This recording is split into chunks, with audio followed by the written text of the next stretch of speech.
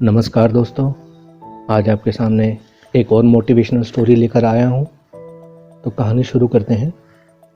एक गांव में एक आलसी आदमी रहता था। वह कुछ काम धाम नहीं करता था, बस दिन भर निठल्ला बैठकर सोचता रहता था कि किसी तरह कुछ खाने को मिल जाए। एक दिन वह यूं ही घूमने फिरने आम के एक बाग में पहुंच गया। वहां रसीले आमों से लदे कई पेड़ थे। रसीले आम देख उसके मुंह में पानी आ गया और आम तोड़ने वह एक पेड़ पर चढ़ गया। लेकिन जैसे ही वह पेड़ पर चढ़ा, बाग का मालिक वहां आ पहुंचा। बाग के मालिक को देख आलसी आदमी डर गया और जैसे तैसे पेड़ से उतरकर वहां से भाग खड़ा हुआ। भागते भागते वह गांव में बाहर स्थित जंगल में जा पहुंचा।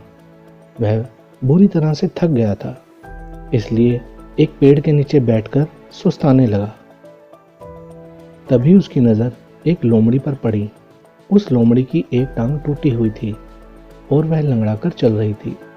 लोमड़ी को देख आलसी आदमी सोचने लगा कि ऐसी हालत में भी इस जंगली जानवरों से भरे जंगल में ये लोमड़ी बच कैसे गई, इसका अब तक शिकार कैसे नहीं हुआ।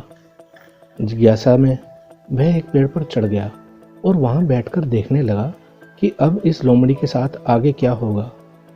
कुछ ही पल बीते थे कि पूरा जंगल शेर की भयंकर दहाड़ से गूंज उठा, जिसे सुनकर सारे जानवर डर के भागने लगे।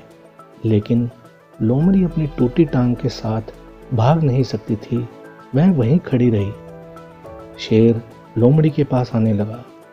आलसी आदमी ने सोचा कि अब शेर लोमड़ी को मारकर खा जाएगा, लेकिन आगे जो हुआ वह कुछ अजीब था। शेर लोमड़ी के पास पहुंचकर खड़ा हो गया। उसके मुंह में मांस का एक टुकड़ा था, जिसे उसने लोमड़ी के सामने गिरा दिया। लोमड़ी इत्मीनान से मांस के उस टुकड़े को खाने लगी। थोड़ी देर बाद शेर वहां से चला गया। यह घटना देख आलसी आदमी सोचने लगा कि भगवान सच में सर्वे सर्वा है। उसने धरती के समस्त प्राणियों के लिए, चाहे वह जानवर हो या इंसान, खाने पीने का प्रबंध कर रखा है। वह अपने घर लौट आया। घर आकर वह 2-3 दिन तक बिस्तर पर लेटकर प्रतीक्षा करने लगा कि जैसे भगवान ने शेर के द्वारा लोमड़ी के लिए भोजन भिजवाया था, वैसे ही उसके लिए भी कोई न कोई खाने पीने का सामान ले आएगा। लेकिन ऐसा कुछ नहीं हुआ।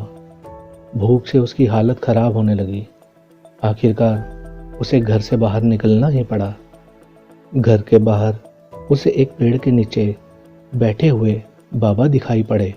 वह उनके पास गया और जंगल का सारा वृतांत सुनाते हुए बोला, बाबा जी, भगवान मेरे साथ ऐसा क्यों कर रहे हैं? उनके पास जानवरों के लिए भोजन का प्रबंध है, लेकिन इंसानों के लिए नहीं। बाबा जी ने उत्तर दिया, बेटा, ऐसी बात नहीं है। भगवान के पास सारे प्रबंध हैं, दूसरों की तरह तुम्हारे लिए भी। लेकिन बात यह है कि वे तुम्हें लोमड़ी नहीं, शेर बनाना चाहते हैं। तो दोस्तों, इस कहानी से हमें क्या सीख मिलती है?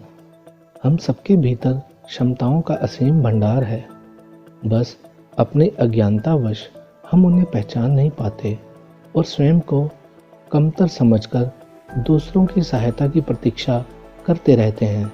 स्वयं की क्षमता पहचानिए, दूसरों की सहायता की प्रतीक्षा मत कीजिए।